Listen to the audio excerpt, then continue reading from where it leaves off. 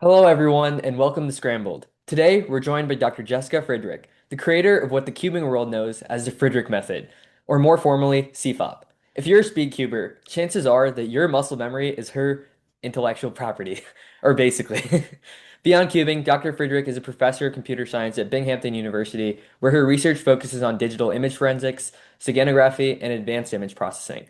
Dr. Fridrich, thank you so much for joining me today. Thank you for having me. So my first question is, could you tell us a little bit behind the story of you developing the Fridrich method? Sure. It was a long time ago. Yeah. There was no internet, so people would be exchanging tips on how to solve, maybe on a bus or on a train, Yeah. or your friends at high school, Yeah. Yeah. At something like school. this. Yeah. So it was a completely different environment. Nobody knew what the best way to go about this is, and so on. So it was a long process.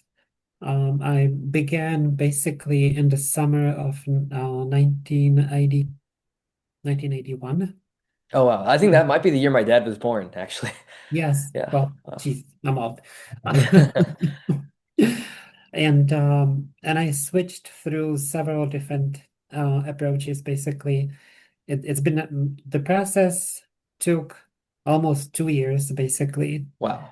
to finalize it kind of in the form that I published on the website, in Yeah. 1997 and so on. So it was a long process when I would try different things, maybe dust them, pick up something new, explore that, and see, if it's better and so on. Yeah. Yeah, that's interesting. So do you see any parallels be between like the problem solving process of developing that method and your experience in computer science, like teaching computer science, for instance, like in terms of problems? Yes, of course. I Okay. mean, one of the reasons I got into speedcubing was because it was a new problem, basically. Hmm. It was a silent challenge, like I love new, fresh problems rather Yeah. than working on something that people have been trying to solve for many years. Not that it's not, important to do, but it can be frustrating. You're likely to fail if you try to prove the last Fermat theorem. Yeah. Yeah. So it was a lot of fun to do, much more fun than, for example, playing chess, where so much is already known and Right. you Like have to theory, book memorize theory. Yeah. books, so Yeah. so it was fun to do. And I've enjoyed this until today, Yeah. doing research and solving the cube back in Yeah. 1980s has a lot of similarities. Yeah. That's always interesting. And the way I like to think about it is, you have 43 quintillion possibilities with the cube, so that you basically won't ever run out of new ways to, solve a fresh set of combination of the pieces. So that's always interesting. One thing I'm curious about is when you were developing the method, were there any moments where you were worried that you wouldn't be able to like, or maybe like this method might not work out? Like what was kind of so your experience with those kind of moments? Um, so I wanted to be as fast as possible. Basically, I wanted to Yeah. develop something that would allow me to solve the cube really fast. I wasn't worried. Okay. If anything, I was worried about having to cube. In Yeah. socialistic Czechoslovakia in 1981, 1982, it wasn't that easy to get a cube. So Yeah. these were the worries, not so much that something will not work. It was fun, I mean, you don't worry about being too slow. You just go for it, basically. Yeah. Yeah. So I think a big thing about cubes is like pattern recognition.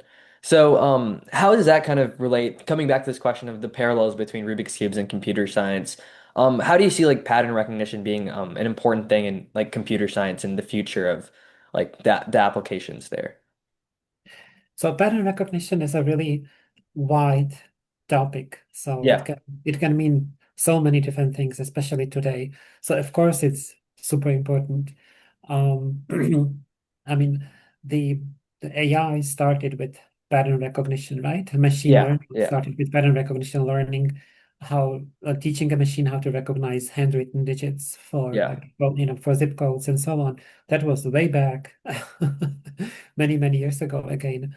So it is super important, and it's interesting to see how the field is developing. The field of the cube. I mean, Yeah. how pattern recognition and an incredibly fast processing is evolving, how younger and younger speedcubers are showing us skills that we would never dream of just a few years ago. Yeah, especially in the past few years for sure. It's amazing.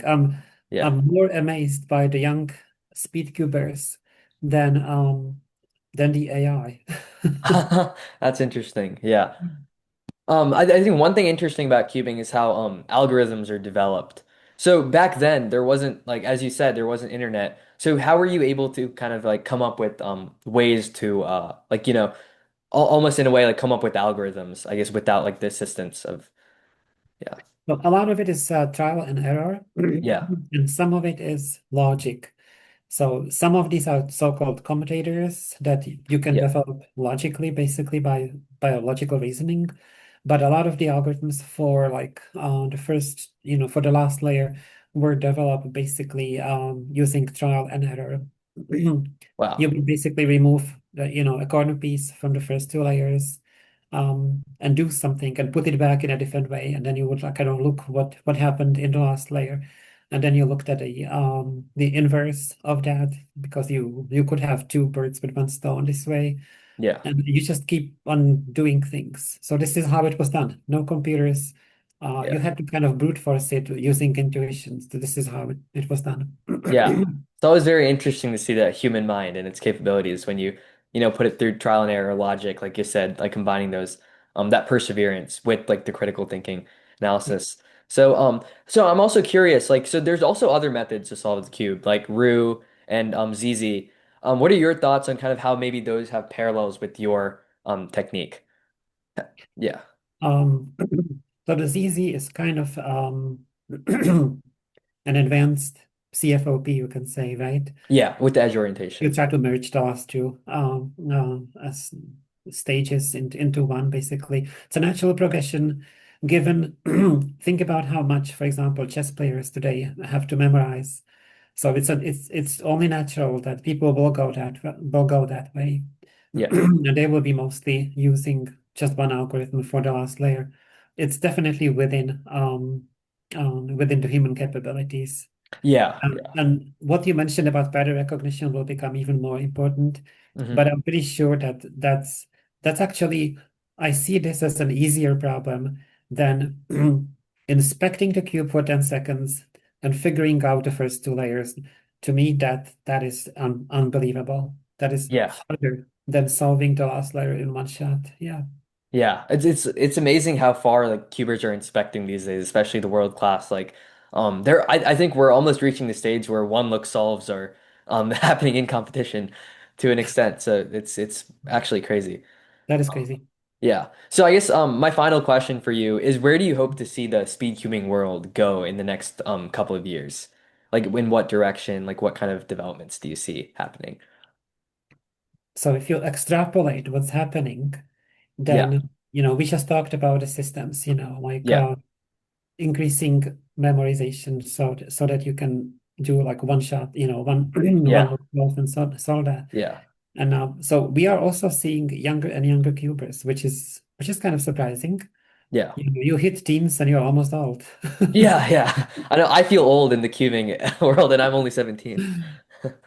Yeah, But so it's actually fun to watch. It's yeah, something it's very entertaining. Yeah. that is extremely entertaining. I love to watch YouTube videos and Yeah. learn about the newest generation of cubers, mostly from China, who are Yeah, just they're absolutely yeah, who are they're just all there. absolutely incredible and insanely good, like beyond the wildest dreams of anybody. And there will Yeah. be more kids like this, I guess, maybe even younger. Yeah. Maybe the limitation is how big their hands are. Yeah. Maybe this is what's gonna put a lower bound on how young a speedkeeper can be, because at one point, I know if they are babies, 1 year old, their hands are too small. Yeah. Yeah. Yeah. Does it ever give you like satisfaction to see the just the sheer number of people and how like advanced that your framework has been taken to I'm guessing you didn't predict this when you first like were coming up with the method, but how far it's been taking and the speeds it's being used to now solve the cube. It's nice, and I'm glad that that cube lives. because back then in 1980s it was a fad and it went into oblivion basically. Yeah. And it needed a whole generation, it needed a new generation and then the internet to kind of bring it back from Yeah. it's almost like a dormancy, when no one would be talking about it. It was a very niche topic. It's becoming more popular now. There's clubs, Oh at yeah. high Yeah. schools, universities. Yeah. I would say it's more popular than speed stacking. I would Um, 100% agree. Yeah, and it's you definitely agree, more. right? Yeah, Yeah. yeah. Especially. Funny that, we stole their timer. Yeah, I know that's funny. I just have one lying in my desk actually. So, yeah. So it's really nice to see that it's taking off. Hmm. I'm glad that I could have helped, Yeah. making it take off, back in 1990s when I posted my system. I hope that this helped, bring it back. It would have happened anyway, Yeah. but it happened sooner because the system was available. Now it's reworked, it's Yeah. advanced.